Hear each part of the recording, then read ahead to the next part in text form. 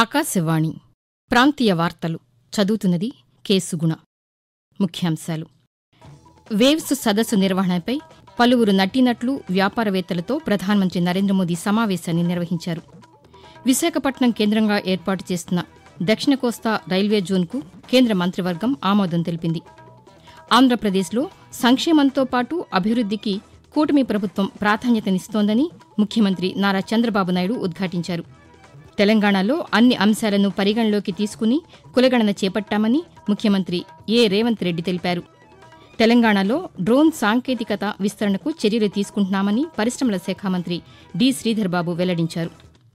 వార్తల వివరాలు: భారత్ను ప్రపంచ వినోదరంగ కేంద్రంగా మార్చడమే లక్ష్యంగా కేంద్ర ప్రభుత్వం ఈ ఏడాది చివర్లో world audio visual and entertainment summit waves సదస్సును నిర్వహించనుంది. ఈ నేపథ్యంలో నిన్న భారతీయ చలనచిత్ర పరిశ్రమకు చెందిన ప్రముఖ నటీనటులు, వ్యాపారవేత్తలతో ప్రధానమంత్రి నరేంద్రమోదీ ఢిల్లీ నుండి దృశ్యమాధ్యమ సమావేశాన్ని నిర్వహించారు. ఈ సమావేశంలో అమితాబ్ బచ్చన్, రజనీకాంత్, చిరంజీవి, నాగార్జున, హేమమాలినితో పాటు పలువురు నటీనటులు పాల్గొన్నారు. అలాగే ప్రముఖ పారిశ్రామికవేత్తలు ముఖేష్ అంబానీ, ఆనంద్ మహీంద్రా కూడా ఈ సమావేశంలో పాల్గొని తమ అభిప్రాయాలను వెల్లడించారు.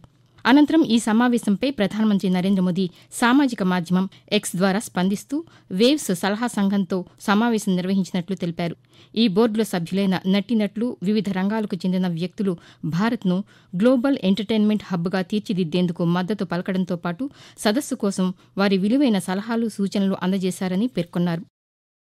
విశాఖపట్నం కేంద్రంగా ఏర్పాటు చేస్తున్న దక్షిణ కోస్తా రైల్వే జోన్కు కేంద్ర మంత్రివర్గం ఆమోదం తెలిపిందని కేంద్ర సమాచార, ప్రసార శాఖ మంత్రి అశ్విని వైష్ణవ్ వెల్లడించారు.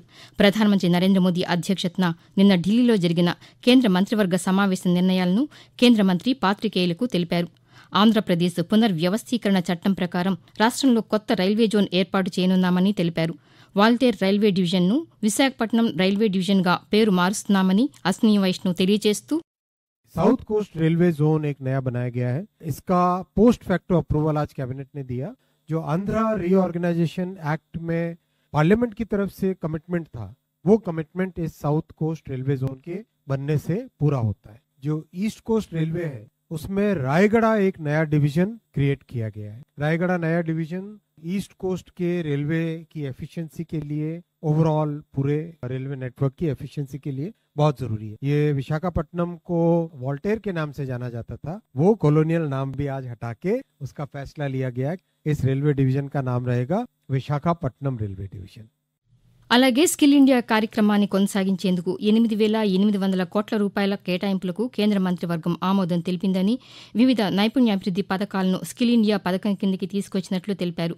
జాతీయ సఫాయి కర్మచారి కమిషన్ పదవీకాలాన్ని మరో 3 ఏళ్ల పాటు పొడిగించేందుకు మంత్రివర్గం ఆమోదం తెలిపిందని అశ్విని వైష్ణవ్ పేర్కొన్నారు.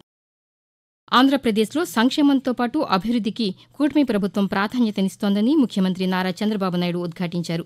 ఈ మేరకు సామాజిక మాధ్యమం ఎక్స్ వేదికగా తెలిపారు. పింఛన్ల పెంపు, ఉచిత గ్యాస్, అన్నా క్యాంటీన్లు వంటి పథకాలతో సంక్షేమం అమలు చేస్తూనే మౌలిక సదుపాయాలు, పెట్టుబడుల సాధనతో అభివృద్దిని వేగవంతం చేస్తున్నామని చెప్పారు.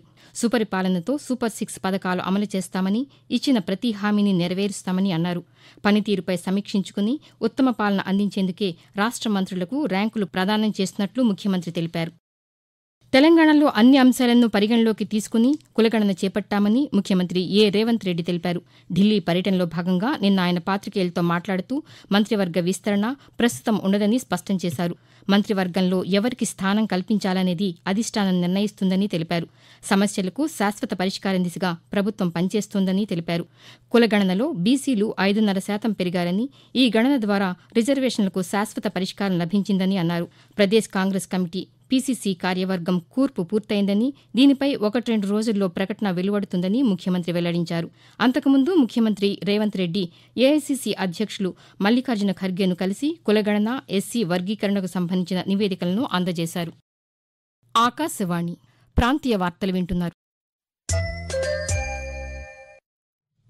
ఆంధ్రప్రదేశ్లో జలజీవన్ మిషన్ కింద ప్రతి ఇంటికి తాగునీటి కుళాయిని ఏర్పాటు చేసి స్వచ్ఛమైన మంచినీటిని సరఫరా చేస్తామని దేవాదాయ శాఖ మంత్రి ఆనం రామ్ నారాయణ రెడ్డి తెలిపారు. శ్రీ పొట్టి శ్రీరాములు నెల్లూరు జిల్లా ఆత్మకూరులోని టిడ్కో కాలనీని ఆయన నిన్న సందర్శించారు.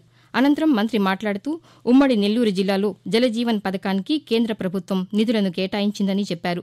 ప్రజల వినతుల మేరకు టిడ్కో కాలనీల్లో రామాలయాలను నిర్మిస్తామని మంత్రి తెలియజేస్తూ ఆత్మకూరు అభివృద్ధికి ఒక మంచి కార్యక్రమంతో ఇది మొదలు పెట్టాలని చెప్పి టిడ్కో కాలనీల్లో రామాలయాలు నిర్మాణం చేయాలనేటువంటిది రాష్ట్ర ప్రభుత్వం తీసుకున్న నిర్ణయం. అందుకనే ఆత్మకూరు టిడ్కో ప్రాజెక్టులో ఈ రాష్ట్రం మొత్తానికి మొట్టమొదటి రామాలయాన్ని ప్రారంభిస్తున్నాం. సీతారాముల కళ్యాణంతో ఆ ఆలయాన్ని ప్రారంభించి ఆత్మకూరు నియోజకవర్గ అభివృద్ధికి కార్యక్రమాన్ని విజయవంతం చేసి ప్రభుత్వానికి సహకరించాల్సింది. ప్రముఖ తెలుగు చలనచిత్ర నటులు అక్కినేని నాగేశ్వరరావు జీవిత చరిత్ర పుస్తకాన్ని ప్రధానమంత్రి నరేంద్ర మోదీ ఆవిష్కరించారు. ఢిల్లీలోని పార్లమెంటు భవనంలో అక్కినేని నాగార్జునతో సహా ఇతర కుటుంబ సభ్యులు ప్రధానమంత్రిని నిన్న మర్యాదపూర్వకంగా కలిశారు. ఈ సందర్భంగా మాజీ పార్లమెంటు సభ్యులు ఆచార్య యార్లగడ్డ లక్ష్మీప్రసాద్ ఏఎన్ఆర్పై సంకలనం చేసిన పుస్తకాన్ని నరేంద్ర మోదీ ఆవిష్కరించారు. ఈ సందర్భంగా ప్రధానికి చలనచిత్ర నటులు నాగార్జున కృతజ్ఞతలు తెలిపారు. కాగా ఇటీవల మన్ కీ బాత్లో సైతం అనితర సాధ్యమైన నటనతో తెలుగు ప్రజల గుండెల్లో సుస్థిర స్థానం సంపాదించుకున్న అక్కినేని నాగేశ్వరరావు గురించి ప్రధానమంత్రి ప్రస్తావించడం తెలిసిందే. తెలంగాణలో డ్రోన్ సాంకేతికత విస్తరణకు చర్యలు తీసుకుంటున్నామని పరిశ్రమల శాఖ మంత్రి డి శ్రీధర్బాబు తెలిపారు.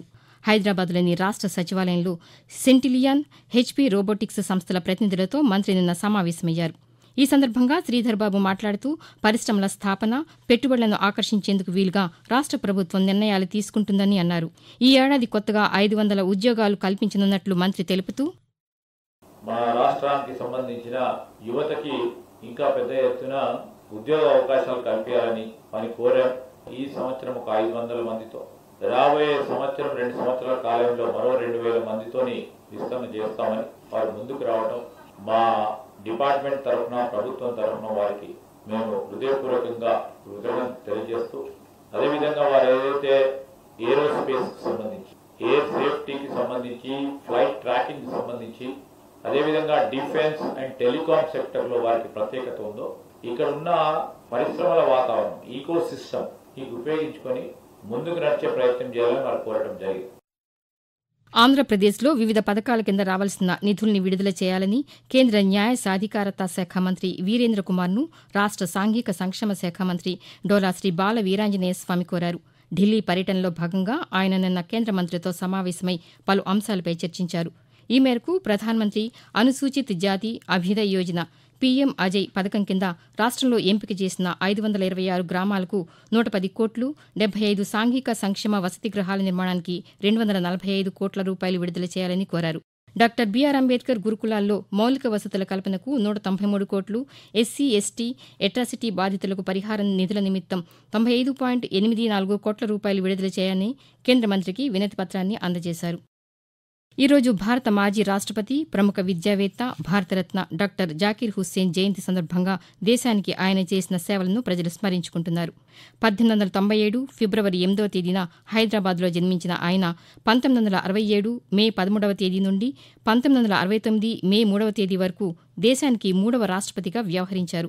అలాగే స్వాతంత్ర్య భారతదేశ 2వ ఉపరాష్టపతిగా, బీహార్ గవర్నర్గా కూడా సేవలందించారు. దేశానికి ఆ మహనీయులు చేసిన సేవలకు గుర్తింపుగా కేంద్ర ప్రభుత్వం ఆయనను భారతరత్న పురస్కారంతో సత్కరించింది. ప్రాంతీయ వార్తలు ముగించే ముందు ముఖ్యాంశాలు మరొకసారి. వేవ్స్ సదస్సు నిర్వహణపై పలువురు నటీనటులు, వ్యాపారవేత్తలతో ప్రధానమంత్రి నరేంద్ర మోదీ సమావేశాన్ని నిర్వహించారు. విశాఖపట్నం కేంద్రంగా ఏర్పాటు చేసిన దక్షిణ కోస్తా రైల్వే జోన్కు కేంద్ర మంత్రివర్గం ఆమోదం తెలిపింది. ఆంధ్రప్రదేశ్లో సంక్షేమంతో పాటు అభివృద్ధికి కూటమి ప్రభుత్వం ప్రాధాన్యతనిస్తోందని ముఖ్యమంత్రి నారా చంద్రబాబు నాయుడు ఉద్ఘాటించారు. తెలంగాణలో అన్ని అంశాలను పరిగణలోకి తీసుకుని కులగణన చేపట్టామని ముఖ్యమంత్రి ఏ రేవంత్ రెడ్డి తెలిపారు. తెలంగాణలో డ్రోన్ సాంకేతికత విస్తరణకు చర్యలు తీసుకుంటున్నామని పరిశ్రమల శాఖ మంత్రి డి శ్రీధర్బాబు వెల్లడించారు. ఆకాశవాణి ప్రాంతీయ వార్తలు ఇంతటితో సమాప్తం. తిరిగి మధ్యాహ్నం 1:20 ప్రాంతీయ వార్తలు వింటారు.